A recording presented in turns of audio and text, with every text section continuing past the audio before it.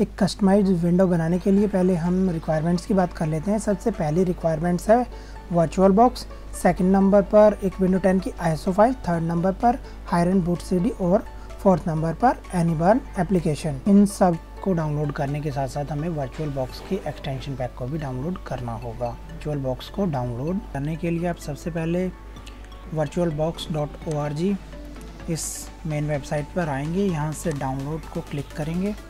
Download click करने के बाद यहाँ विंडो होस्ट पर क्लिक करेंगे और डाउनलोडिंग कर लेंगे। उसके बाद आप यहाँ नीचे आएंगे, वर्चुअल बॉक्स की एक्सटेंशन पैक को यहाँ से आप डाउनलोड कर लेंगे। विंडो 10 के लिए आप इस लिंक पर आएंगे और विंडो 10 की डाउनलोडिंग मैं आपको बता चुका हूँ। इसकी आईएसओ फाइल डायरेक्ट पीसी में डाउनलोड नहीं होती। इसके लिए आपको क्या करना है, इंस्पेक्ट एलिमेंट पे क्लिक करना है। उसके बाद यहाँ 3 डॉट्स पे क्लिक करके यहाँ मोर टूल्स में आकर नेटवर्क कंडीशंस को यहाँ क्लिक कर देना है। यहाँ आने के बाद यूज़ ब्राउज़र डिफ़ॉल्ट को यहाँ से अनटिक कर देना है। अनटिक करने के बाद यहाँ से आप क्रोम एंड्रॉयड मोबाइल सेलेक्ट करेंगे। उसके बाद यहाँ से आप रिफ़्रेश कर देंगे पेज को। रिफ़्रेश करने के बाद यहाँ आईएसओ फाइल डाउनलोड करने का लिंक मिल जाएगा। यहाँ से कंफर्म करके आप डाउनलोड कर लेंगे। इसके बाद हम hirenbootcd.org वेबसाइट पर आएंगे, डाउनलोड्स पर क्लिक करेंगे और नीचे आकर यहाँ इस आईएसओ फाइल को हम डाउनलोड कर लेंगे।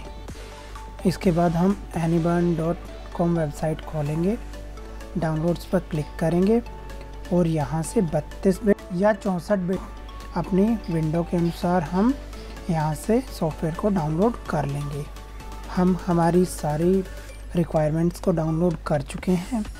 ये हमारी एनीबर्न एप्लीकेशन, ये हमारी हायरन बूट सीडी, ये हमारा वर्चुअल बॉक्स का एक्सटेंशन पैक, ये वर्चुअल बॉक्स और ये हमारी विंडो 10 की आईएसओ फाइल है। अब हम सबसे पहले वर्चुअल बॉक्स को इंस्टॉल करते हैं अपने सिस्टम के अंदर। वर्चुअल बॉक्स को इंस्टॉल करने के लिए आप यहाँ वर्चुअल बॉक्स पर डबल क्लिक करेंगे, नेक्स्ट क्लिक करेंगे। हमने पहले से ही इंस्टॉल किया हुआ है इसलिए हमें ऐसा दिखा रहा है। उसके बाद आप स्क्रीन इंस्ट्रक्शन को फॉलो करेंगे, नेक्स्ट करते जाएंगे और आपका वर्चुअल बॉक्स आपके पीसी में इंस्टॉल हो जाएगा। हम फिलहाल इसे कैंसिल कर देते हैं। इंस्टॉल करने के बाद हम अपने वर्चुअल बॉक्स को खोल लेते हैं। उसके बाद हम प्रेफरेंसेस पर क्लिक करते हैं, उसके बाद एक्सटेंशन पर, फिर यहाँ पर ऐड का बटन दबाते हैं और हम वर्चुअल बॉक्स में एक्सटेंशन पैक को सेलेक्ट करके इंस्टॉल कर देते हैं। टर्म कंडीशंस को ओके करते हैं और हमारा एक्सटेंशन पैक सक्सेसफुली इंस्टॉल हो चुका है। यहाँ हम न्यू पर क्लिक करते हैं, अपनी वर्चुअल मशीन को एक नाम दे देते हैं।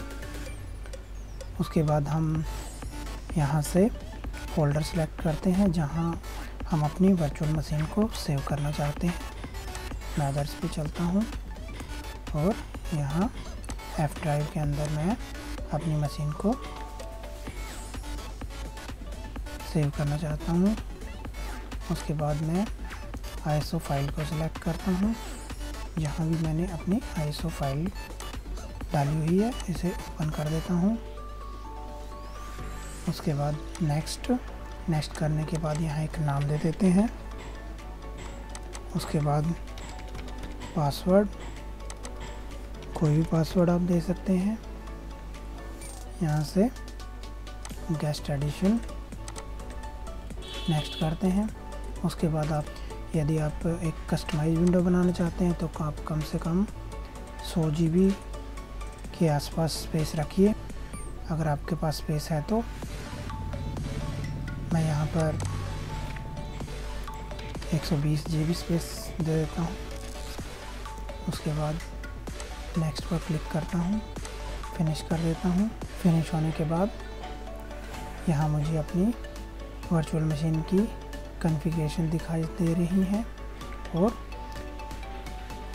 मेरी वर्चुअल मशीन यहाँ क्रिएट हो रही है। विंडो की इंस्टॉलेशन यहाँ शुरू हो गई है। विंडो की इंस्टॉलेशन होने में और मशीन को सेटअप होने में यहाँ थोड़ा टाइम लगेगा। विंडो की फाइल्स कॉपी हो रही हैं और हमारी विंडो इंस्टॉल हो चुकी है। अब रिस्टार्ट होने के बाद वर्चुअल मशीन हमारी फिर से रिस्टार्ट हुई है। विंडो हमारे फर्स्ट यूज़ के लिए रेडी हो गई है। तो आप देख रहे हैं कि विंडो 10 हमारी वर्चुअल मशीन के अंदर इंस्टॉल हो चुकी है। तो हमारी विंडो यहाँ इंस्टॉल हो चुकी है।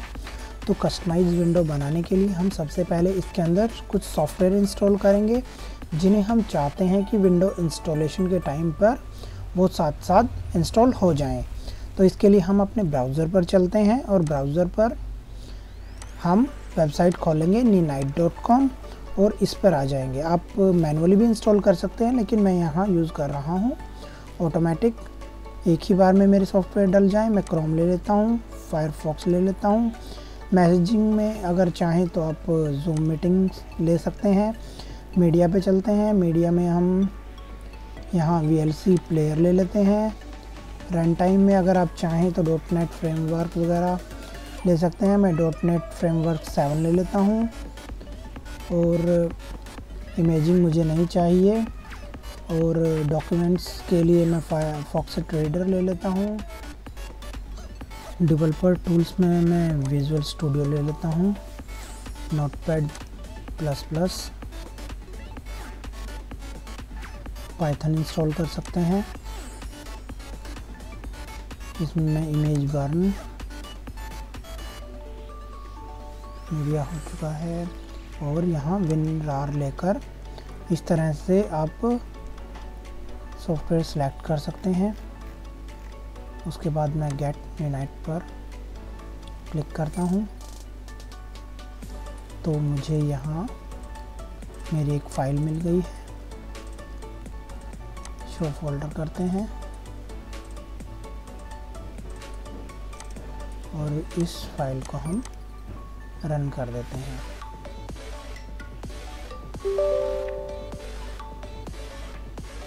रन करने के बाद ओके करते हैं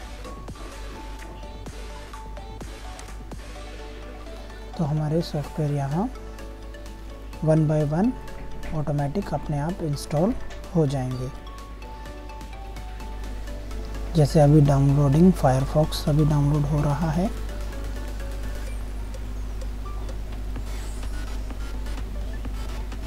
अभी इंस्टॉल हो रहा है तो ये थोड़ा टाइम लेंगे। जो सॉफ्टवेयर है आप इनके अलावा कोई और सॉफ्टवेयर डाउनलोड कर सकते हैं और डाउनलोड करने के बाद अपनी विंडो के अंदर इंस्टॉल कर सकते हैं। जैसे ही पूरे सारे सॉफ्टवेयर हमारे विंडो के अंदर इंस्टॉल हो जाते हैं तो उसके बाद नेक्स्ट प्रोसेस हम उसके बाद करते हैं और मैं आपको बताता हूँ कि उसके बाद आपको कैसे इस विंडो की एक install.vim फाइल को क्रिएट करना है। हमारे सभी सॉफ्टवेयर यहाँ इंस्टॉल हो चुके हैं। अब हम इस विंडो को क्लोज़ कर देते हैं। अब हम यहाँ अपने विंडो आइकन पर राइट क्लिक करते हैं और डिस्क मैनेजमेंट में चलते हैं।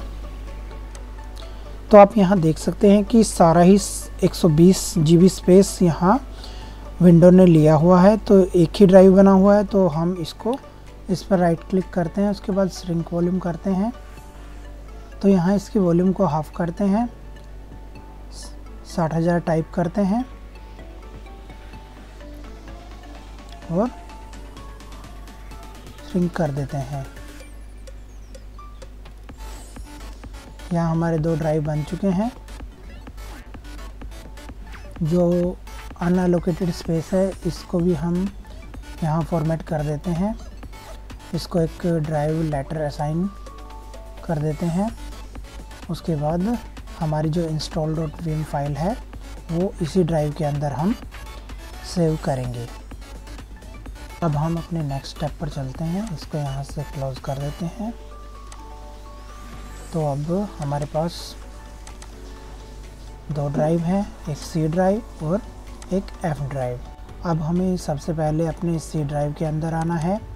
C ड्राइव के अंदर जाकर विंडोज़ में जाना है और विंडोज़ में जाने के बाद हमें सिस्टम 32 फोल्डर के अंदर जाने के बाद हमें sysprep फोल्डर को खोलना है। ये फोल्डर sysprep यहाँ है, इसको हम ओपन करेंगे। ओपन करने के बाद हम sysprep पर राइट क्लिक करेंगे और इसको रन एज एडमिनिस्ट्रेटर कर देंगे। रन एज एडमिनिस्ट्रेटर करने के बाद ये डायलॉग बॉक्स खुल जाएगा। उसके बाद हम यहाँ जनरलाइज पर क्लिक करेंगे और यहाँ शटडाउन पर क्लिक कर देंगे। इसके बाद ये थोड़ा समय लगेगा और आपकी जो इन्फॉर्मेशन, आपका गेस्ट अकाउंट क्लोज हो जाएगा और आपकी वर्चुअल मशीन की जो इन्फॉर्मेशन है वो आगे ट्रांसफ़र नहीं होंगी install.vim फाइल के अंदर। तो इसके बाद आपकी वर्चुअल मशीन और आपकी विंडो ऑटोमेटिक शटडाउन हो जाएगी। विंडोज़ शटडाउन होने के बाद आपको फिर से अपने वर्चुअल बॉक्स को ओपन करना है। उसके बाद यहाँ राइट क्लिक करके सेटिंग में आना है। सेटिंग में आने के बाद स्टोरेज में आने के बाद आपको यहाँ क्लिक करना है। उसके बाद लाइव CD और यहाँ से आप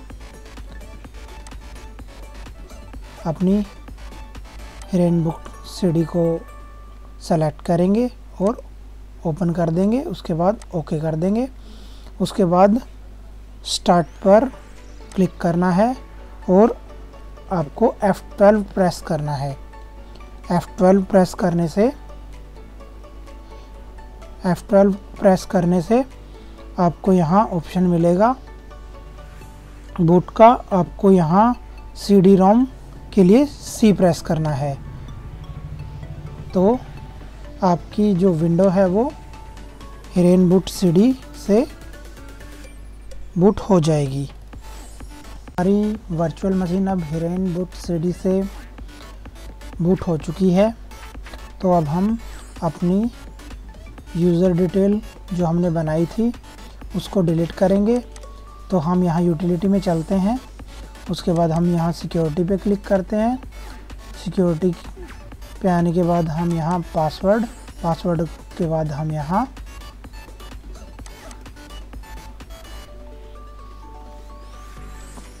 से हम अपने इस यूज़र को डिलीट कर देते हैं।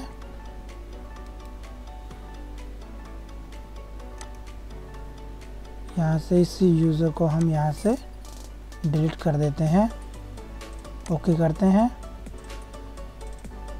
तो ये हमें बता रहा है कि C ड्राइव के यूज़र के अंदर हमारा फ़ोल्डर बना हुआ है, तो हमें उस फोल्डर को भी वहाँ से डिलीट करना होगा।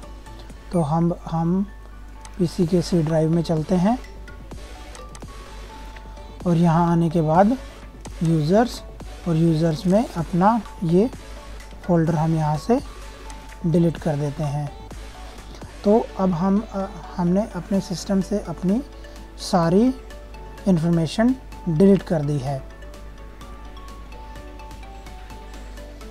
तो अब हम देखते हैं कि हमारे ड्राइव्स, ये हमारा C ड्राइव है और ये हमारा D ड्राइव है। C ड्राइव जिससे हमने इमेज को कैप्चर करना है और D ड्राइव जिसके अंदर हमें इमेज को सेव करना है। तो आपको ये ड्राइव लेटर याद रखने हैं। तो हमारे जो लेटर हैं वो C और D हैं। तो उसके बाद हम इसे क्लोज़ करते हैं। उसके बाद कमांड प्रॉम्प्ट पे हम राइट क्लिक करते हैं और इसको रन एज एडमिनिस्ट्रेटर कर लेते हैं। उसके बाद यहाँ हम टाइप करते हैं dism.exe और इसकी हेल्प के लिए हम -h और एंटर करते हैं। एंटर करने के बाद हमें जिस कमांड की आवश्यकता है वो है हमारी कैप्चर इमेज। तो हमें इस कमांड को यूज़ करना है, capture an image of A drive into A Vim file. तो अब इस कमांड को कैसे यूज़ करना है इसे देखने के लिए भी हम फिर से इसकी हेल्प लेंगे। तो इस कमांड को हम यहाँ से कॉपी कर लेते हैं और यहाँ फिर से टाइप करते हैं dism.exe। उसके बाद वो कमांड जो हम वहाँ से कॉपी करके लाए हैं और -h। तो यहाँ हमारी ये कमांड आ गई है एग्जाम्पल कि इस तरीके से आपको इस कमांड को यूज़ करना है। और यहाँ अभी हम X ड्राइव के विंडो के सिस्टम 32 में है। सबसे पहले आपको यहाँ से C ड्राइव पे चेंज करना होगा। उसके बाद आप लिखेंगे CD विंडोज़ और उसके बाद सिस्टम 32। तो अब हम हमारे C ड्राइव में आ चुके हैं क्योंकि हमारी विंडो जो है वो C ड्राइव में इंस्टॉल है। अब हमें यहाँ एक कमांड टाइप करनी है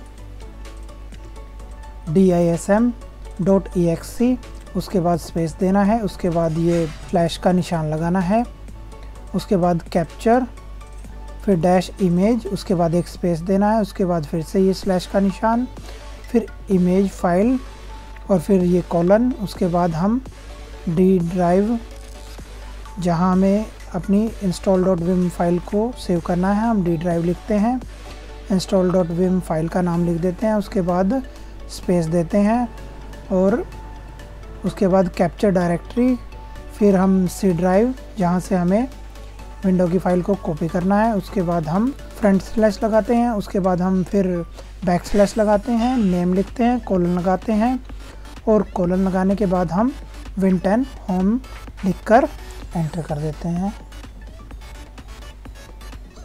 एंटर कमांड टाइप करने के बाद dism यूटिलिटी अपना काम स्टार्ट कर देती है और आपको यहाँ परसेंटेज दिखाई देती है। तो ये जब 100% हो जाएगी तो आपकी फ़ाइल आपके डी ड्राइव के अंदर सेव हो जाएगी। उसके बाद आप उस फाइल को एक USB ड्राइव के अंदर सेव करके उसे अपने होस्ट कंप्यूटर में ले सकते हैं। तो हमारा ऑपरेशन कंप्लीट हो चुका है।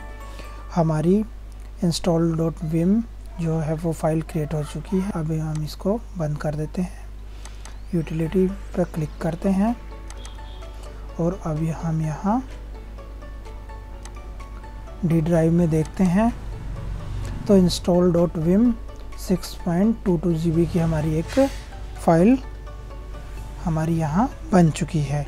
तो अब हम इस फाइल को अपने होस्ट कंप्यूटर के अंदर कॉपी करेंगे। आप इस फाइल को अपनी वर्चुअल मशीन से सीधा कॉपी नहीं कर सकते, इसके लिए आपको एक पेन ड्राइव को यूज़ करना होगा। पेन ड्राइव हमने अपने सिस्टम में लगा दी है। तो वर्चुअल बॉक्स में पेन ड्राइव को इनेबल करने के लिए आप यहाँ नीचे राइट क्लिक करेंगे, उसके बाद अपनी पेन ड्राइव को ऑन कर देंगे। तो यहाँ हमारे सिस्टम के अंदर हमारी USB ड्राइव आ चुकी है। तो हम इस विम फाइल को यहाँ से कॉपी करते हैं और अपनी पेन ड्राइव के अंदर उसको पेस्ट कर देते हैं। जब ये फाइल हमारी पेन ड्राइव के अंदर कॉपी हो जाएगी तो हम अपनी वर्चुअल मशीन को शट डाउन कर देंगे। हमारी install.vim फाइल हमारे पेन ड्राइव में कॉपी हो चुकी है। तो अब हम यहाँ नीचे वर्चुअल बॉक्स के राइट क्लिक करके पेन ड्राइव को डिस्कनेक्ट कर देते हैं। जैसे हम डिस्कनेक्ट करते हैं तो हमारी जो पेन ड्राइव है हमारे होस्ट कंप्यूटर से कनेक्ट हो जाएगी और हमारी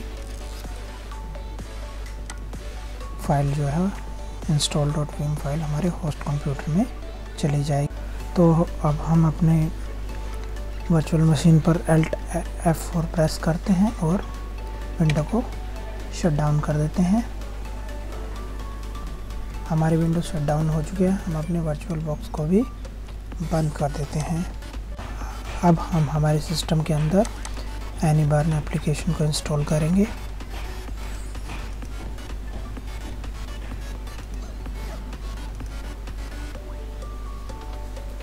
तो हमें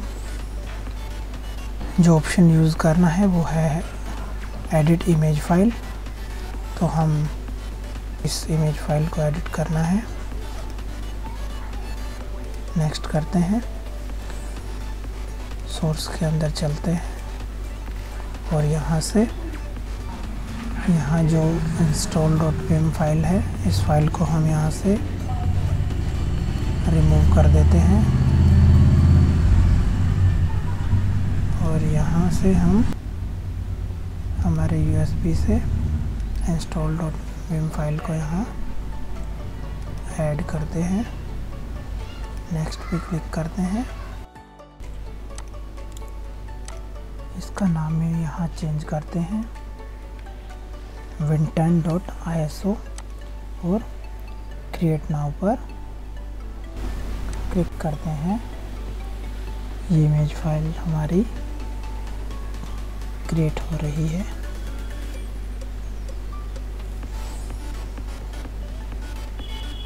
जैसे ये 100% कंप्लीट होती है, हमारी कस्टमाइज विंडो तैयार हो चुकी है। अब हम इसे एग्ज़िट कर देते हैं। आप यहाँ देख सकते हैं कि हमारे इस फोल्डर के अंदर ये हमारी ओरिजिनल विंडो 10 की ISO फाइल है और ये विंडो 10 जो ISO फाइल अभी हमने क्रिएट की है, इसका साइज़ 5.71 GB था। अभी हमारी इस फाइल का साइज 7 GB है, क्योंकि इसके अंदर पहले से ही सॉफ्टवेयर हमने इंस्टॉल कर दिए हैं। अगर आप चाहें तो इसके साइज़ को और कम कर सकते हैं। मैं आपको दिखाता हूं कि इस फाइल के साइज़ को आप और छोटा कैसे कर सकते हैं। इस फाइल का साइज़ छोटा करने के लिए हम इस install.vim फाइल को install.esd में कंप्रेस करेंगे। तो इसके लिए हमें एक सॉफ्टवेयर की आवश्यकता होगी जिसका नाम है पावर ISO। आप यहाँ से 64 या 32 बिट जो भी आपकी विंडो है इस हिसाब से आप डाउनलोड कर लेंगे। डाउनलोड करने के बाद आप अपने पावर ISO को ओपन करेंगे। इसके लिए हम अपना ट्रायल वर्जन ही यूज़ करेंगे। यहाँ टूल्स में जाएंगे और यहाँ से विम ESD कन्वर्टर इस पर क्लिक करेंगे, ओके कर देंगे। कंटिन्यू ट्रायल वर्जन पर क्लिक करेंगे तो हमारी जो फाइल है वो विम है। तो हम यहाँ से विम टू ESD इस ऑप्शन को क्लिक करेंगे। सबसे पहले हम अपनी सोर्स फाइल को यहाँ से, ये जो हमारी install.vim फाइल है, इसको हम सेलेक्ट करते हैं, ओपन कर लेते हैं और इसको कन्वर्ट कर देते हैं install.esd फाइल के अंदर। फ्रेंड्स, हमारी install.vim फाइल जो है वो install.esd में कन्वर्ट हो चुकी है। आप देख सकते हैं हमारी फाइल का साइज़ 6.22 GB था, अब ये 4.50 GB के आसपास हो गया है। अब हम फिर से अपनी ISO फाइल इससे बना सकते हैं। चलो देखते हैं कि ISO फाइल का साइज़ अब क्या होगा। हम फिर से अपना एनीबर्न सॉफ्टवेयर ओपन करते हैं, एडिट इमेज में चलते हैं, फाइल को सेलेक्ट करते हैं, उसे ओपन कर लेते हैं, नेक्स्ट करते हैं। उसके बाद हम सोर्स में चलते हैं। सोर्स में आने के बाद install.vim फाइल को हम यहाँ से रिमूव कर देते हैं। अब हम ऐड पे क्लिक करते हैं और यहाँ से install.esd फाइल को इसके अंदर ऐड कर देते हैं और ऐड करने के बाद नेक्स्ट पे क्लिक करते हैं और यहाँ हम विंडो 10-2 ये इसे नाम देते हैं और कन्वर्ट नाउ पर क्लिक कर देते हैं। और अब देखते हैं कि जो फाइल हमारी पहले 7 GB की बनी थी, अब हमारी फाइल जो विंडो 10 की ISO फाइल है अब कितने GB की तैयार होती है। तो फ्रेंड्स, हमारी इमेज यहाँ सक्सेसफुली क्रिएट हो चुकी है। इसे हम एग्ज़िट कर देते हैं और अपने फोल्डर में आके देखते हैं कि हमारी विंडो 10-2 फाइल, ये फाइल अभी हमारी 5.28 GB के आसपास बनी है, जो फाइल हमारी 7 GB के अंदर बनी थी। तो आप देख सकते हैं कि जो हमारी ओरिजिनल फाइल थी वो 5.71 GB की थी, जो अब हमने फाइल बनाई है जिसके अंदर हमने एक्स्ट्रा सॉफ्टवेयर भी इंस्टॉल कर दिए हैं, उस फाइल का साइज़ अभी 5.28 GB है। तो इस तरह से दोस्तों आप एक कस्टमाइज विंडो बना सकते हैं और आप जिन सॉफ्टवेयर को चाहें, जो आपके रेगुलर यूज़ में होने वाले सॉफ्टवेयर होते हैं, उनको आप इस विंडो के अंदर इंस्टॉल कर सकते हैं। तो आपको बार बार सॉफ्टवेयर इंस्टॉल करने की आवश्यकता नहीं होगी।